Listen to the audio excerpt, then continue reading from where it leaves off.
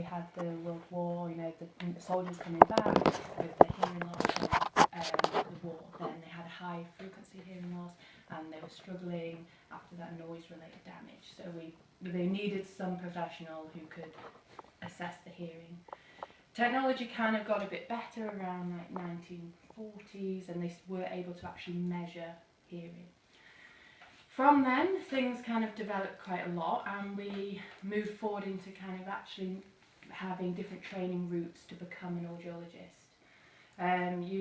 Historically, it was 3 different job roles: a technician that assessed the hearing, like the level, how loud can we make the sound until they hear it, what can they hear, what can't they hear. You had a hearing therapist who would deal with the counselling part of losing hearing, and you'd also have the technician that would repair the hearing aids. So now it's all one job role. We cover it all. But there's still different training routes to get in, especially across the world. There's lots of different training routes in. Some places is joint with speech and language therapy. Other places it's a completely different course, like in the UK. So in the UK there's currently 4 different ways to become an audiologist. One is the degree programme, that's a 4-year training programme, where the 3rd year is a full year in practice. The other route is a master's, so you've got a degree in something else and you do a training route after. The new route now is you do the 3 years of training is to be a technician, and then you specialise in your chosen area. So there's lots of different ways to kind of get in. So in an audiology department you might have lots of people that actually have come in from different backgrounds. Usually in the UK, when you qualify, you are an adult audiologist, and then you specialise to become a child audiologist. Can I ask a quick question about educational audiologists? How does that work? How do people become educational? Do you know that one? So they're teachers of the deaf, but they would do the masters, I would assume. That masters after, so they've got their teaching qualification, then they do a masters, so it'd be audiology. Yeah, I'm pretty sure that's it. And that masters is a squished, condensed version of the audiology degree. They pack it all. It's like a PGCE, yeah. You pack it all in, do it really intense, but then you still qualify as audiologist. And that's the difference between an educational audiologist and someone like yourself, is they were teachers first. They're teachers, whereas most audiologists would have never been a teacher before. So an educational audiologist is a teacher first? Did you say, sorry? Well, I don't know if you've got a specialist educational practice, like module or route, because you know how you said you specialise in certain, is education one of the specialisations? So that isn't an option for us. After our degree we can specialise in tinnitus, balance, children, all the areas, but not. Yeah, so that answers that question. Yes, they every educational audiologist I know was a teacher first, so I'm pretty sure that you have to be a teacher. Do clinics the same as you, or not?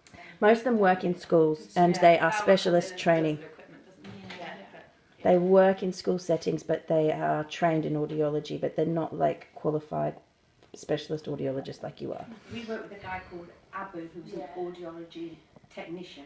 Yeah. We've got the same guy, actually.